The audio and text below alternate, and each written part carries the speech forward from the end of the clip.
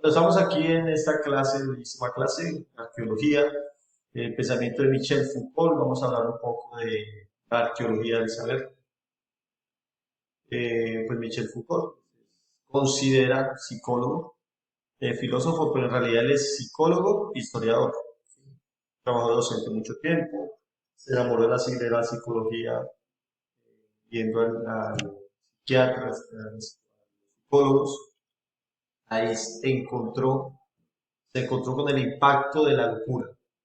Y en este impacto, pues, una de sus principales obras, pues, la historia de la locura, eh, cómo se ha tratado la locura a nivel de toda la historia de la humanidad, qué trato se le ha dado. Michel Foucault, pues, es un apasionado, es una persona política, tiene influencia de Marx, Nietzsche, Heidegger, y su gran obra, Arqueología del Saber, es una obra magna, una obra bellísima, muy hermosa, donde se habla de poder, se habla de saber, y sobre todo, pues el poder no es quien tiene el poder, sino pues, básicamente es quien logra vender ese poder a través del discurso. Entonces los invito a un poco, pues, ligero lo hablar así de Foucault, eh, pero los invito a que continuemos con este video para saber un poco más de la arqueología del saber y de quién es Michel Foucault. Muchas gracias. Seguimos con los siguientes compañeros. Muy buenas tardes, tutor, compañeros. Mi nombre es Mónica Hernández y por motivos académicos nos hemos reunido para explicar grupalmente la filosofía de Michel Foucault. Michel Foucault está muy alejado de ser un filósofo o un psicólogo. Se puede llegar a ser considerado más cercanamente a un historiador. Foucault no transitó las preguntas elementales y principales de la filosofía, y el recorrido por casi todas sus obras es casi un interés histórico y epistemológico.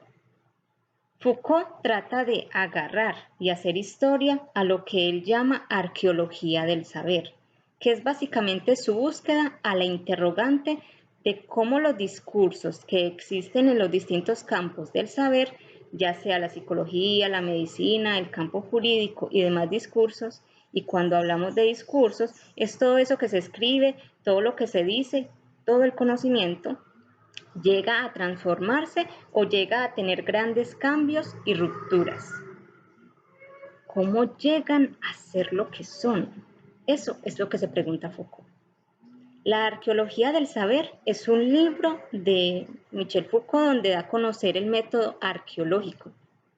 Foucault estructura la arqueología del saber con el psicoanálisis, tratando de definir las diferentes posiciones del sujeto que pueden implicar los diferentes resultados, los cuales no se consideran referidos a una subjetividad trascendental o empírica. En la historia de las ideas trata al discurso como un documento e intenta encontrar la continuidad de los hechos históricos perdidos. La arqueología se dirige al discurso y a su práctica. La filosofía de Foucault entra en el campo de la sociedad de control y la sociedad de la disciplina. Para Foucault, la disciplina es un arte en el cuerpo humano y un método ancestral para dominarlo y volverlo útil. Foucault analiza ciertos discursos sobre la sexualidad que se ha infundido en nuestra sociedad, donde estaría reprimida en cuanto a hablar genuina y abiertamente de este tema. La hipótesis fuerte de Foucault es que esa supuesta represión ha venido acompañada de una tremenda explosión discursiva al respecto. Cuando parece que no se habla de sexualidad, todo el tiempo se le está llevando al plano del discurso para controlarla, dominarla y reajustarla a las finalidades del desarrollo social del momento. Muchas gracias, saludos. Hola, buenos días, espero que todos estén bien. Eh, Al tutor, a los compañeros, cordial saludo. Bueno, hablar de Michel Foucault es muy importante. Es un filósofo que impacta, que ha impactado en lo que este tema conlleva, que es la arqueología. ha sido muy fundamental sus apreciaciones. Michel Foucault, pues podemos decirlo que,